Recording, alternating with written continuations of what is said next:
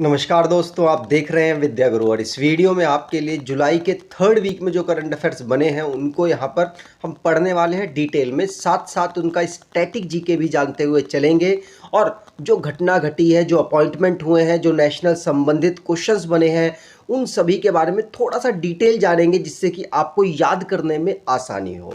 तो चलिए स्टार्ट करते हैं वीडियो को। अगर आपको वीडियो अच्छी लगे, वीडियो का कंटेंट अच्छा लगे तो आपसे अनुरोध करूंगा वीडियो को लाइक कर दीजिएगा, चैनल को सब्सक्राइब कर लीजिएगा और एटलीस्ट अपने कुछ दोस्तों तक वीडियो को शेयर ज़रूर कीजिएगा। चलिए स्टार्ट करते हैं। किस प्रकार के आपको अंदर क्वेश्चंस मिलेंगे तो यहाँ पर थोड़ी सी झलक दिखा देता हूँ। जैसे कि विंबलडन आपको पता है अभी रिसेंटली में हुआ। टोटल ग्रैंड स्लैम 4 होते हैं, तो यहाँ पर विंबलडन के सहारे हम चारों को रिवाइज कर लेंगे। अभी तक 3 हो चुके हैं तो उन तीनों को रिवाइज करेंगे और जो आखिरी वाला है उसके बारे में भी जान लेंगे थोड़ा बहुत। साथ साथ आईआईटी आपको पता है इसका एक नया कैंपस अनाउंस किया गया और आईआईटी का नया कैंपस अभी रिसेंटली में अनाउंस किया गया है नई कंट्री में खोलने के लिए। मतलब ऑलरेडी एक कैंपस अनाउंस किया जा चुका है, कहाँ पर, तंजानिया में, और एक और आईआईटी का कैंपस अब खुलेगा कहाँ पर। इसकी अनाउंसमेंट भारत के प्रधानमंत्री अभी वहाँ पर गए थे, उनके द्वारा की गई। तो कहाँ पर हुई इसकी चर्चा होगी, किस आईआईटी के द्वारा कैंपस वहाँ खोला गया, इसकी बात करने वाले हैं। साथ साथ सेंट्रल रजिस्ट्रार का एक वेब पोर्टल लॉन्च किया गया है जो कि सहारा में जिन जिन लोगों ने इन्वेस्ट किया था, जिन जिन का पैसा वहां फंसा हुआ था, उसको रिफंड किया जाएगा। 25 नंबर के डीजी बने हैं कौन, इंडियन कोस्ट गार्ड के। कौन बने हैं, इंडियन कोस्ट गार्ड को कब फाउंड किया गया, इसका हेडक्वार्टर कहाँ, ये सारी बात होगी। हेनले पासपोर्ट इंडेक्स आपको पता है। हेनले पासपोर्ट इंडेक्स जो कि दुनिया में पासपोर्ट कितना स्ट्रांग है उसको बताने का सबसे बढ़िया माध्यम होता है। भारत की क्या पोजीशन है पहले पर, क्या दोबारा से जापान है, क्योंकि जापान पिछले कई वर्षों से टॉप पोजीशन पर आ रहा था, तो इस बार भी जापान है टॉप पर। कौन आखिरी पोजीशन पर है, ये सब चीज़ हम यहाँ पर जानने वाले हैं। साथ साथ मैनेजिंग डायरेक्टर कौन बने हैं एलआईसी के, लाइफ इंश्योरेंस कॉरपोरेशन के, और इंपॉर्टेंट डेज को भी हम लास्ट में पढ़ेंगे। तो चलिए स्टार्ट करते हैं वीडियो को। पहला क्वेश्चन आपके लिए है विंबलडन से रिलेटेड, जो कि ग्रैंड स्लैम में 3rd नंबर का साल में होने वाला ग्रैंड स्लैम है।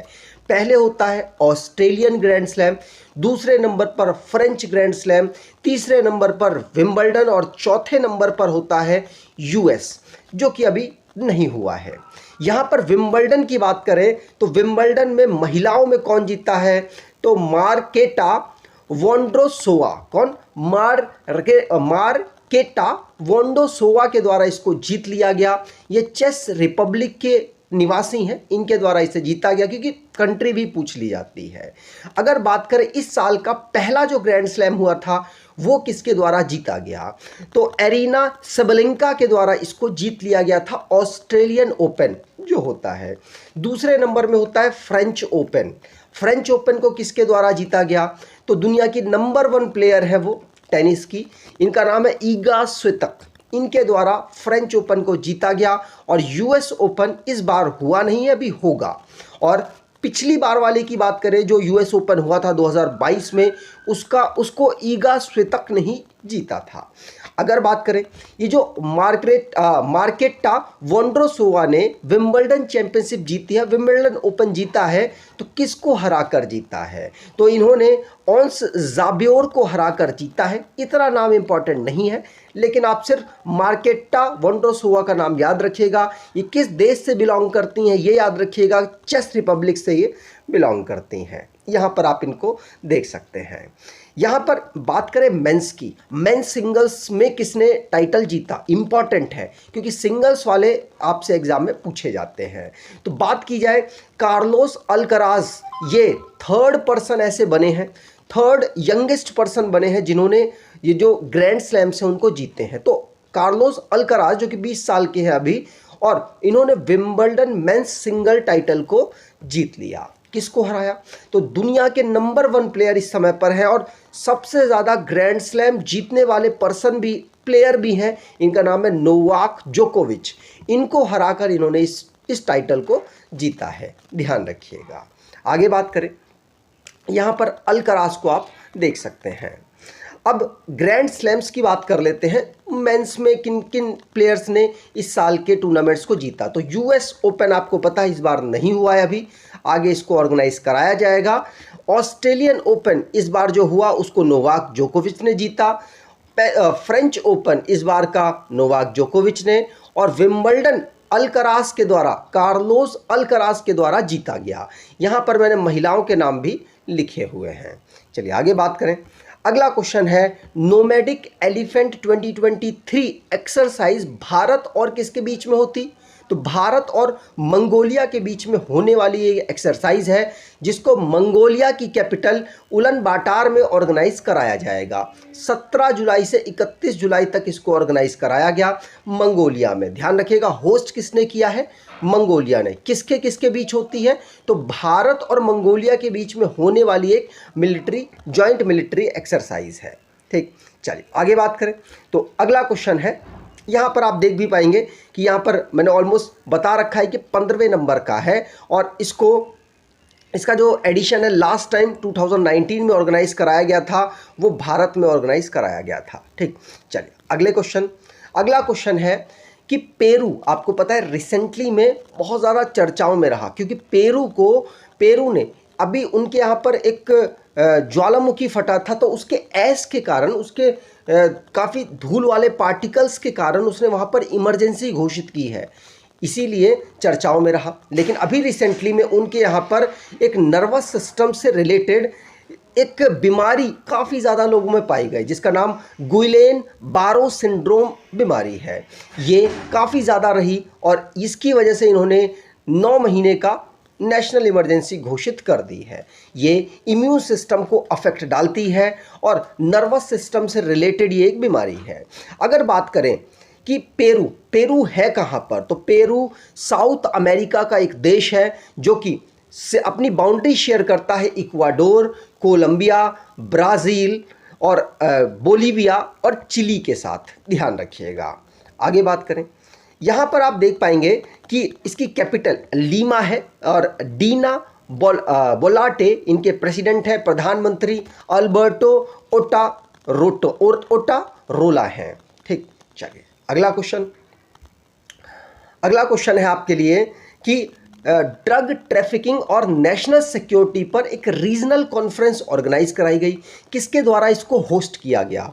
तो भारत के इस समय पर होम मिनिस्टर, साथ साथ कॉपरेशन की मिनिस्ट्री संभालने वाले अमित शाह जी के द्वारा इसको चेयर किया गया, जो कि ड्रग ट्रैफिकिंग और नेशनल सिक्योरिटी से रिलेटेड एक कॉन्फ्रेंस ऑर्गेनाइज कराई गई। उस पर इन्होंने जो अलग अलग विभाग के मंत्री हैं और अलग अलग जो ऑफिसर्स हैं उनके साथ यहाँ पर डिस्कशन किया है। इस ऑफिसर मतलब सचिव वगैरह के साथ इन्होंने डिस्कशन किया है, जिसमें एंटी नार्कोटिक टास्क फोर्स के जो हेड हैं उन्होंने भी इसमें पार्टिसिपेट किया। एनसीबी नार्कोटिक कंट्रोल ब्यूरो के जो हेड हैं उनके द्वारा भी यहाँ पर पार्टिसिपेशन हुआ है।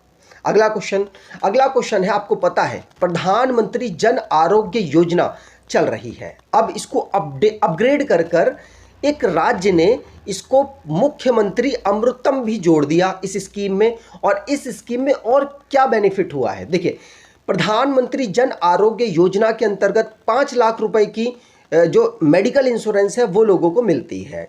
इसमें क्या हुआ, इसमें मुख्यमंत्री अमृतम स्कीम के माध्यम से ये किया गया है कि उस राशि को डबल कर दिया गया। मतलब 5 लाख उस राज्य में 10 लाख की यहाँ पर मेडिकल इंश्योरेंस दे दी गई है। मतलब 5 लाख और ज़्यादा यहाँ पर मेडिकल सुविधाएं दी हैं। और ये राज्य है गुजरात की गवर्नमेंट के द्वारा ये अनाउंस किया गया कि प्रधानमंत्री जन आरोग्य योजना मुख्यमंत्री अमृतम को हम अपग्रेड कर रहे हैं। और इसके माध्यम से जिनके पास ये कार्ड, जो भी ये कार्ड होल्डर हैं, उनको हम 10 लाख तक का मेडिकल इंश्योरेंस अपने राज्य में देंगे। तो ध्यान रखिएगा, गुजरात की गवर्नमेंट के द्वारा ये अनाउंस किया गया है। यहाँ पर आप देख सकते हैं ये सारी इन्फॉर्मेशन दी हुई है कि 5 लाख से 10 लाख तक की यहाँ पर बेनिफिट मिलने वाला है। गवर्नमेंट प्राइवेट दोनों हॉस्पिटल्स में यहाँ पर बेनिफिट मिलता है, पहले भी मिलता था।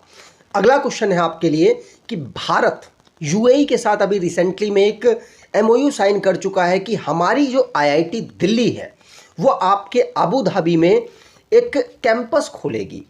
ऐसा ही कुछ एग्रीमेंट भारत ने तंजानिया के साथ भी किया कि भारत की जो आईआईटी मद्रास है वो वहाँ पर एक कैंपस खोलने वाली है।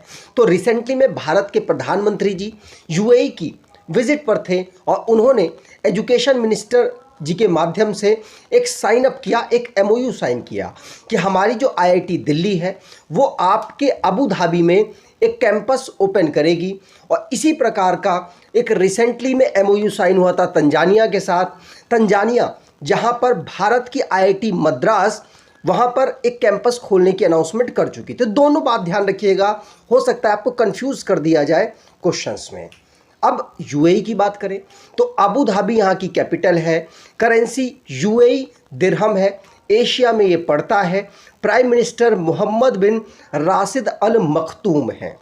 आगे बात करें, अगला क्वेश्चन, तो Bharat men's T20 event 19th Asian Games में पार्टिसिपेट करने वाला है। मतलब जो एशियन गेम्स होंगे उसमें T20 फॉर्मेट में क्रिकेट भी ऑर्गेनाइज होगा, भारत की टीम उसमें पार्टिसिपेट करेगी।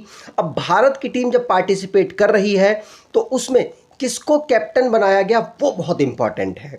अगर आपके दिमाग में रोहित शर्मा, विराट कोहली और कोई और बड़े प्लेयर हार्दिक पांड्या वगैरह दिमाग में चल रहे हैं तो ये आंसर आपके लिए गलत है। क्यों? क्योंकि ऋतुराज गायकवाड़ को इस टीम का कैप्टन बनाया गया है और ये एशियन गेम्स में पार्टिसिपेट करने जाने वाले हैं। तो भारत की टीम को ऋतुराज गायकवाड़ मेंस, भारतीय मेंस टीम को ऋतुराज गायकवाड़ लीड करेंगे और ये एशियन गेम्स 19th नंबर का चाइना में ऑर्गेनाइज होगा। अब अगर वुमेन्स की बात करें तो वुमेन्स की टीम भी पार्टिसिपेट करेगी। तो वुमेन्स की टीम में लीड कौन करने वाला है? तो हरमनप्रीत कौर, पहले से भी वो लीड कर रही थी, वो अभी भी लीड करेंगी, लेकिन ऋतुराज गायकवाड़ का नाम मोस्ट इंपॉर्टेंट है, ध्यान रखिएगा। यहां पर आप ऋतुराज गायकवाड़ को देख सकते हैं। अगला क्वेश्चन ये है हरमनप्रीत कौर। अगला क्वेश्चन है आईसीसी, इंटरनेशनल क्रिकेट काउंसिल, इसके द्वारा एक डिसाइड किया गया कि अभी क्या होता है, मैन ऑफ द मैच अगर दिया जाता है तो मेंस को एक प्राइज़ है, लगभग मैं मान लेता हूँ 1 लाख रुपए दिया जाता है। आजकल मैं मैच नहीं देखता हूँ तो मुझे मालूम नहीं है कितना अमाउंट दिया जाता है। तो आईसीसी के द्वारा मान लीजिए अगर मेंस को 1 लाख रुपए दिया जाता है उनके मैन ऑफ द मैच का अवार्ड, तो वुमेन्स को कम दिया जाता था, लेकिन उन्होंने डिसाइड किया है कि अब वो जो प्राइज मनी होगी वो इक्वल रखने वाले हैं 2030 के बाद से। तो 2030 जब हो जाएगा उसके बाद आईसीसी चाहे मेंस हो चाहे वुमेन्स हो सभी को इक्वल प्राइज डिस्ट्रीब्यूट करने वाले हैं। अगर 1 लाख रुपए मैन ऑफ द मैच में मेंस को मिलते हैं तो 1 लाख रुपए ही वुमेन्स को मिलेंगे। 2030 के बाद ये announcement ICC international cricket council ने किया है। इंटरनेशनल क्रिकेट काउंसिल की बात करें तो ये दुनिया में क्रिकेट को कंट्रोल करने वाली बॉडी है। आईसीसी को फाउंड किया गया था 1909 में। इसका हेडक्वार्टर यूएई के एक सिटी दुबई में अवेलेबल है।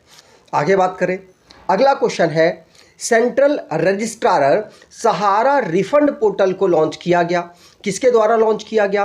तो ये अमित शाह जो कि हमारे यूनियन होम मिनिस्टर और कॉरपोरेशन के मिनिस्टर हैं, उनके द्वारा इसको नई दिल्ली में लॉन्च किया गया।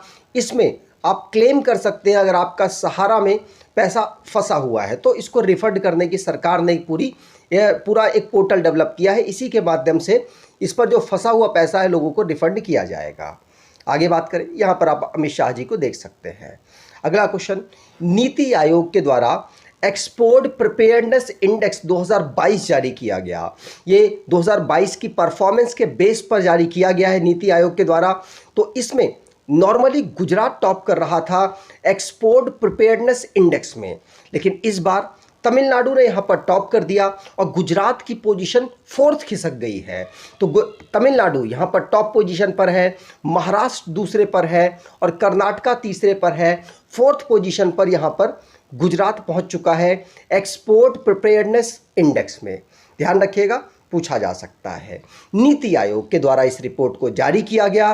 तो नीति आयोग की full form national institution for transforming India है। इसको फाउंड किया गया था फर्स्ट जनवरी 2015 को नई दिल्ली इसका हेडक्वार्टर है और भारत के प्रधानमंत्री इसके चेयरपर्सन होते हैं। तो इस समय पर भारत के प्रधानमंत्री नरेंद्र मोदी जी है और नरेंद्र मोदी जी इनके इस समय पर चेयरपर्सन हैं। वाइस चेयरपर्सन सुमन बेरी हैं। सीईओ बीवीआर सुब्रमण्यम हैं। आगे बात करें, अगला क्वेश्चन, बोनालू फेस्टिवल कहाँ ऑर्गेनाइज होता है? तो यहाँ पर इंपॉर्टेंट है, बस याद रखिएगा, बोनालू फेस्टिवल तेलंगाना में ऑर्गेनाइज होता है। ये एनुअल फेस्टिवल है जिसको हैदराबाद और सिकंदराबाद के ज़्यादा एरियो पे ऑर्गेनाइज कराया जाता है। तो बोनालू आलू और तेल का मिक्सचर है, तभी कोई सब्जी बनेगी। इस प्रकार से आप इसको याद कर सकते हैं। अगला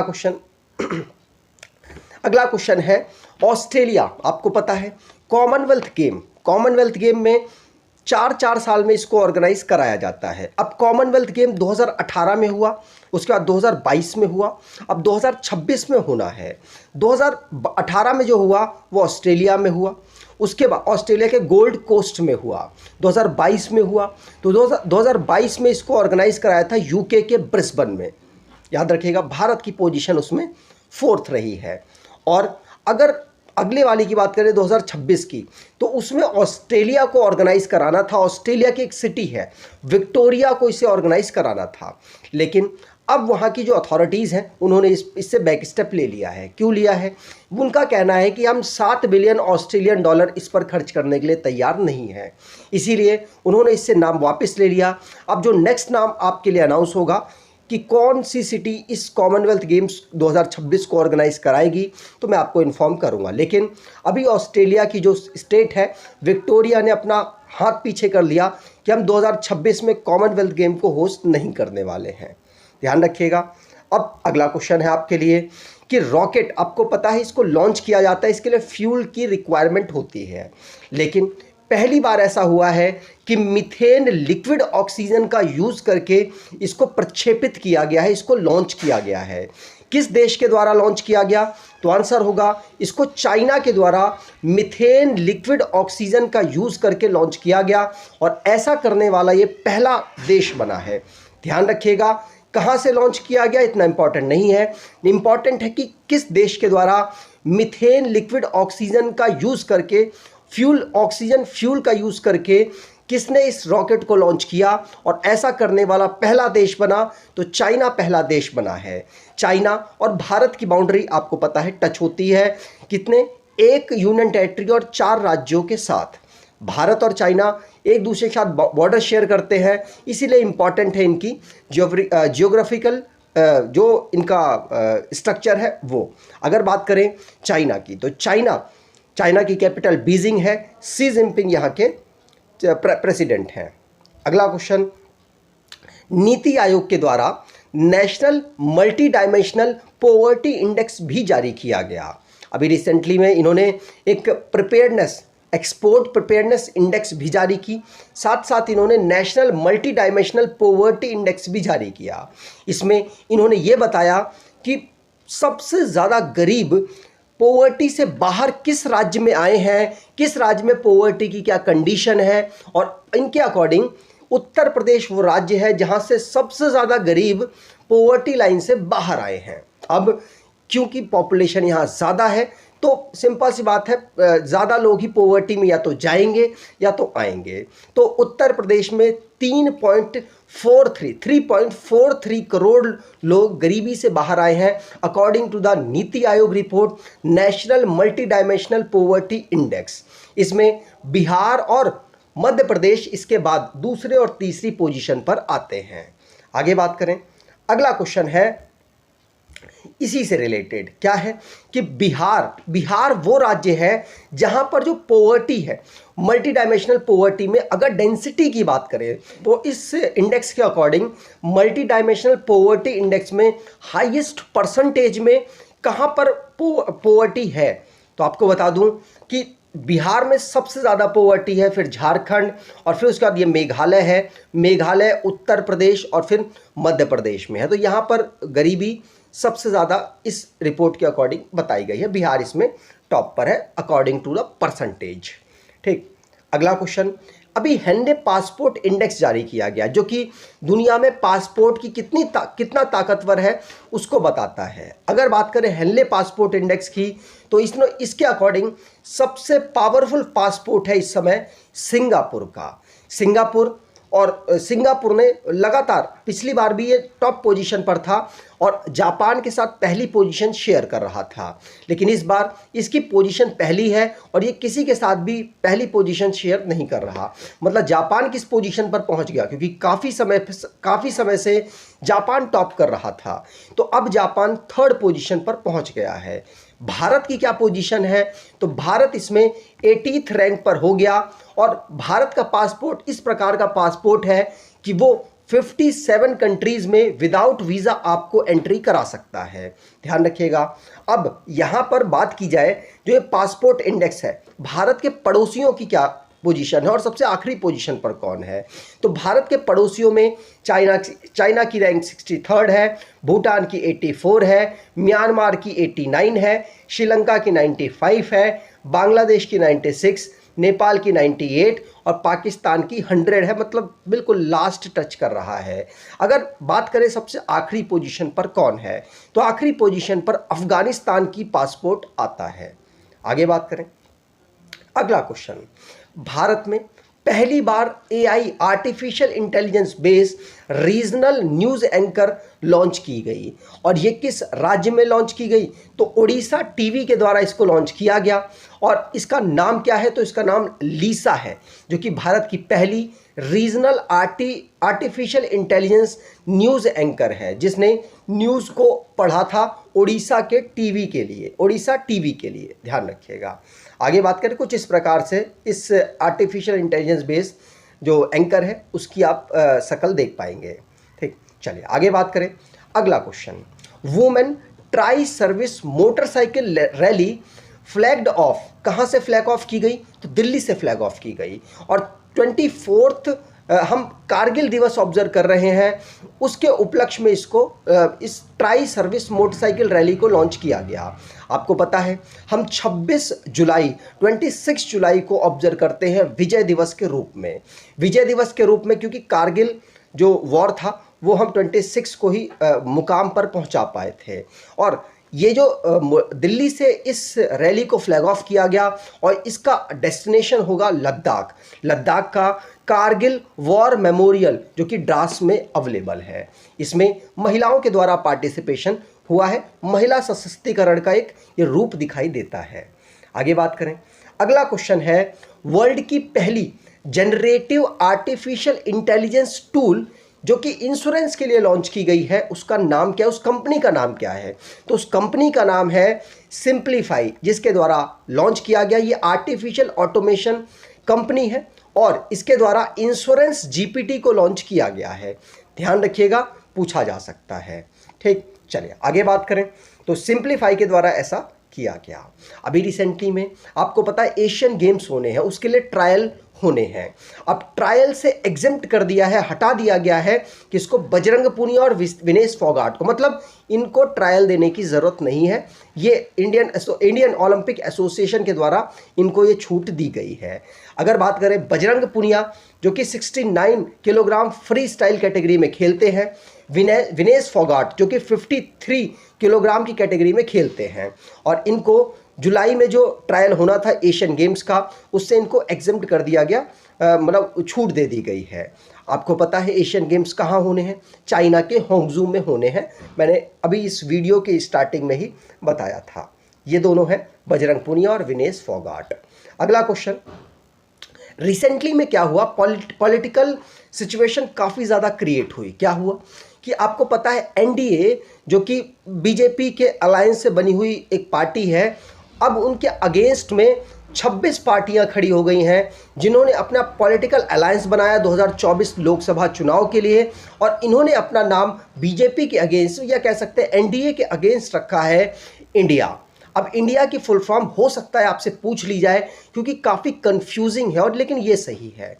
क्या है, Indian national developmental inclusive alliance. यहाँ पर कंफ्यूजन की जगह कहाँ है, डेवलपमेंटल में, क्योंकि कई जगह आपको डेमोक्रेसी भी लिखा मिल जाएगा लेकिन वो नहीं है। वो शरद पवार जी के द्वारा गलती से कोट कर दी गई थी, उसके बाद वो चल गई थी, लेकिन Indian national developmental inclusive alliance है इसकी फुल फॉर्म। याद रखिएगा, ये एनडीए के अगेंस्ट 2024 में चुनाव लड़ने वाली है। इसमें 26 देश की बड़ी बड़ी पार्टियां पार्टिसिपेट कर रही हैं।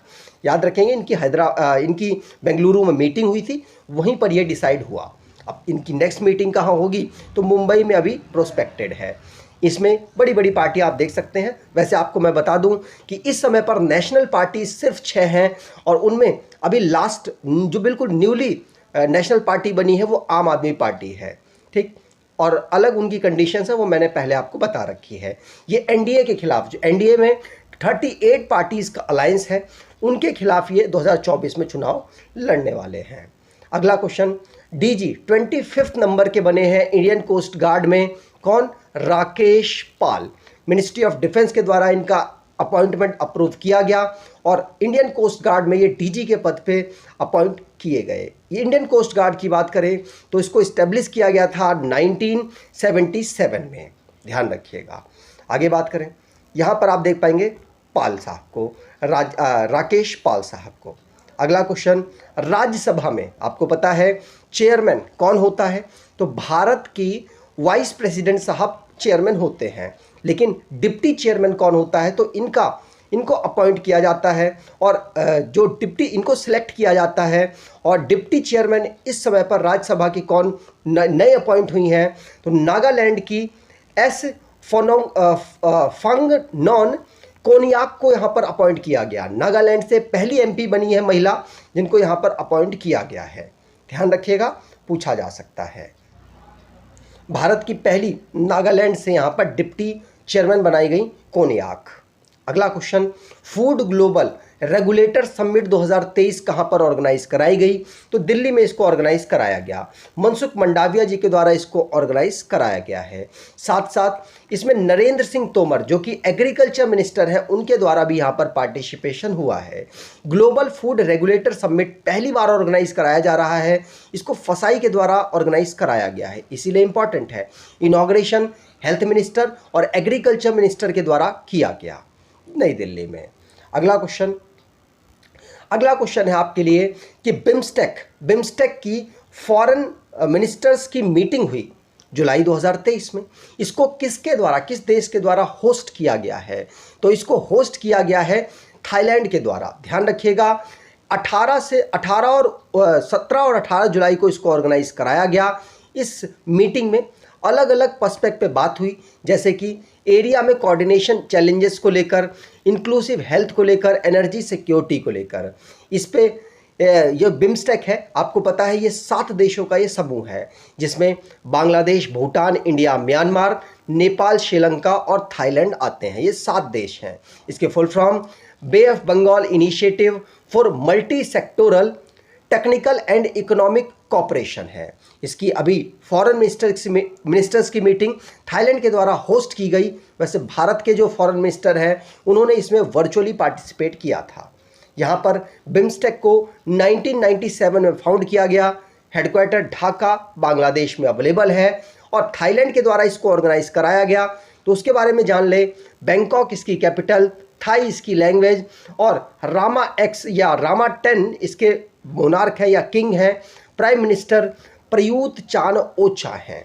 आगे बात करें, अगला क्वेश्चन, भारत के ग्रैंड मास्टर हैं जिन्होंने grand master chess tournament, super grand master chess tournament जो कि हंगरी में ऑर्गेनाइज हुई, उसको जीत लिया।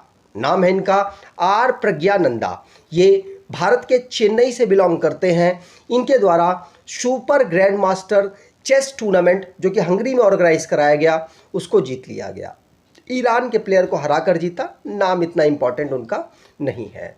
अगला क्वेश्चन, भूमि सम्मान अवार्ड किससे रिलेटेड है? प्रेसिडेंट साहब ने किससे सम्मानित किया है भूमि सम्मान अवार्ड से? तो प्रेसिडेंट द्रौपदी मुर्मू जी के द्वारा इस अवार्ड से सम्मानित किया गया है Digital India land record modernisation programme को। ध्यान रखिएगा, पूछा जा सकता है। इसमें जो गाँव की भूमि है उसका जो मालिकाना हक है वो डिजिटल वे में कैसे बताया जा सके, कैसे डेटा को बनाया जाए कि पता चल पाए कि ये जो ज़मीन है ये किस पर्सन की है। तो Digital India land record and modernisation programme को यही प्रोग्राम है जिसमें गाँव की जो ज़मीन है उसको मॉडर्न तरीके से डिजिटली इस डेटा को सेव किया जाए, पता लगाया जा सके कि ज़मीन किसके नाम पर रजिस्टर्ड है, ये किसके नाम पर है, जिससे उनको मालिकाना हक भी आसानी से मिल सके और सरकार को भी पता रहे कि कौन इसका असली मालिक है। ठीक, आगे बात करें और इसी को प्रेसिडेंट साहब ने भूमि अवार्ड दिया है। अगला क्वेश्चन, तो आपको पता है चैट जीपीटी जो कि आर्टिफिशियल इंटेलिजेंस बेस एक प्लेटफॉर्म है जो कि बहुत सारे काम करता है, एजुकेशन से रिलेटेड काम को आसान करता है। तो चैट जीपीटी के राइवल में मतलब उसके अगेंस्ट बार्ड को लॉन्च किया गया था गूगल के द्वारा, लेकिन इसने स्टार्टिंग में इसको सिर्फ और सिर्फ यूके और यूएसए में लॉन्च किया था, लेकिन अब इसका ग्लोबलाइजेशन कर दिया इसने और इसको अन्य जगहों पर भी लॉन्च किया है। तो ध्यान रखिएगा, जो बार्ड नाम का एक ये भी आर्टिफिशियल इंटेलिजेंस बेस्ड सिस्टम है जो कि चैट जीपीटी के अगेंस्ट काम करेगा और इसको अब वर्ल्ड वाइड लॉन्च किया जा चुका है गूगल के द्वारा। ध्यान रखिएगा, गूगल ने इसको लॉन्च किया था, किसको, बार्ड को। ठीक, अगला क्वेश्चन, 69 नंबर का फिल्म फेयर अवार्ड 2024 में कहाँ ऑर्गेनाइज होगा? तो आंसर है ये गुजरात में ऑर्गेनाइज होगा और इसको पहली बार ऑर्गेनाइज कराया गया था 1958 में 1954 में, क्षमा प्रार्थी हूँ, 1954 में इसको पहली बार ऑर्गेनाइज कराया गया था। भारत में जो बॉलीवुड है उसमें सबसे बड़ा अवार्ड है ये। वहाँ के जो कलाकार हैं वो इस अवार्ड को पाने के बाद अपने आप को गर्वान्वित महसूस करते हैं। अगला क्वेश्चन, एशियन सर्फिंग चैंपियनशिप कहाँ पर ऑर्गेनाइज हुई? तो एशियन सर्फिंग चैंपियनशिप ऑर्गेनाइज हुई है मालदीव में। मालदीव में भी तुलिस दू आइलैंड में। इसमें भारत ने भी पार्टिसिपेट किया और भारत ने इसमें ब्रॉन्ज मेडल जीता है। कुछ इस प्रकार का गेम है जो कि पानी के ऊपर मतलब स्केटिंग टाइप का करना होता है, वहाँ पर विजेता भारत बना। भारत को यहाँ पर ब्रॉन्ज मेडल प्राप्त हुआ है। अगला क्वेश्चन, नया managing director life insurance corporation के कौन बने हैं? आंसर होगा ये सतपाल भानु बने हैं। कौन? सतपाल भानु एलआईसी के नए मैनेजिंग डायरेक्टर बने हैं, ध्यान रखिएगा। अगर बात की जाए लाइफ इंश्योरेंस कॉरपोरेशन की, इसको 1956 में फाउंड किया गया। हेडक्वार्टर इसका मुंबई में अवेलेबल है। ठीक, यहाँ पर आप देख पाएंगे सतपाल भानु जी को। अगला क्वेश्चन, भारत ने जापान के साथ यहाँ पर एक एमओयू साइन किया है जिससे कि वो भारत में डेवलप कर सके सेमीकंडक्टर का एक इकोसिस्टम। अब जापान के साथ ही क्यों किया? जापान के साथ इसलिए किया क्योंकि दुनिया में जापान की पोजीशन देखी जाए सेमीकंडक्टर को प्रोड्यूस करने में तो 5वें पोजीशन पर आता है। इसीलिए इनका जो बिजनेस है वो वहाँ पर बहुत बेहतर है। इसीलिए भारत इनके साथ, इनकी टेक्नोलॉजी के साथ कोलैबोरेट करके यहाँ पर अपने यहाँ पर भी सेमीकंडक्टर इकोसिस्टम डेवलप करना चाहता है। इसीलिए भारत इसके लिए फोकस स्टेट गुजरात को बनाकर इन्होंने रखा है कि गुजरात में हम सेमीकंडक्टर इकोसिस्टम डेवलप करेंगे और अलग अलग देशों से यहाँ पर साइन अप किया जा रहा है। जापान के साथ भी यहाँ पर साइन अप हुआ है। ध्यान रखिएगा, भारत के इस समय पर रेलवे मिनिस्टर और माइटी मतलब ministry of electronics and information technology के मिनिस्टर अश्वनी वैष्णव जी, क्षमा प्रार्थी हूँ, अश्वनी वैष्णव जी ने यहाँ पर साइन अप किया है जापान के मिनिस्टर के बीच में। अगला क्वेश्चन, 10th नंबर के क्रिकेटर कौन बने हैं जिन्होंने 500 इंटरनेशनल मैचेस खेल लिए? तो 500 इंटरनेशनल मैचेस खेलने वाले 10वें खिलाड़ी कौन बने हैं दुनिया में? तो आंसर होगा विराट कोहली। अगर भारत में पूछा जाए तो भारत में ये चौथे प्लेयर बने हैं जिन्होंने 400 इंटरनेशनल क्रिकेट मैचेस खेले हैं। सबसे ज़्यादा दुनिया में मैचेस किसने खेले? तो सचिन तेंदुलकर ने सबसे ज़्यादा मैचेस खेले हैं। विराट कोहली को आप यहाँ पर देख पा रहे होंगे। यहाँ पर मैंने पूरे प्लेयर्स की लिस्ट लगाई है, लगभग 10 प्लेयर की। तो सचिन तेंदुलकर जिन्होंने टोटल 664 रन खेले, मिताली राज जिन्होंने भारतीय वुमेन टीम में एक क्रिकेटर थी और अब इन्होंने संन्यास ले लिया है। मिताली राज ने 652 मैचेस खेले।